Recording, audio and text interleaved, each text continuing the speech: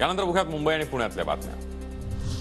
मुंबई आणि ठाणे ही दोन महानगर बोगद्याने जोडण्यात येणार। संजय गांधी राष्ट्रीय उद्यानाखालून 12 किलोमीटरचे दोन बोगदे खणले जाणार। बोरिवली ते ठाणे अंतर अवघ्या 20 मिनिटात पार करता येणार।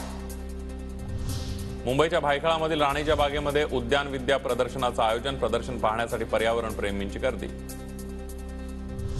मुंबई महानगरपालिकेच्या कार्यक्रमांवरील खर्चासाठी 286 कोटींची तरतूद। कार्यक्रमाचं आयोजन करण्यासाठी यावर्षीच्या अर्थसंकल्पात भरीव तरतूद। पुण्याच्या डेक्कन जिमखाना भागातील पूल महिनाभर बंद राहणार। दुरुस्तीच्या कामासाठी 29 फेब्रुवारीपर्यंत पूल वाहतुकीसाठी बंद। ठाणे रेल्वे स्थानकामध्ये फुकट्या प्रवाशांवर रेल्वेची कारवाई। प्रवाशांकडून 6 लाखांचा दंड वसूल। पुण्यामध्ये रेल्वेकडून फुकट्या प्रवाशांवरील कारवाई तीव्र। दररोज सरासरी 6 लाख रुपयांचा दंड वसूल। गेल्या महिन्याभरात तिकीट तपासणी दरम्यान 11,859 प्रवाशांवर कारवाई करण्यात आली आहे।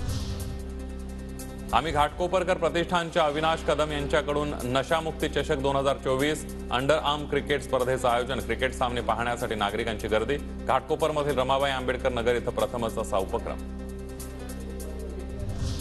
पुणे पालिका 8वी आणि 9वीच्या मुलींना कॅन्सर रोधक लस देणार। पालिका 2400 लशी खरेदी करणार।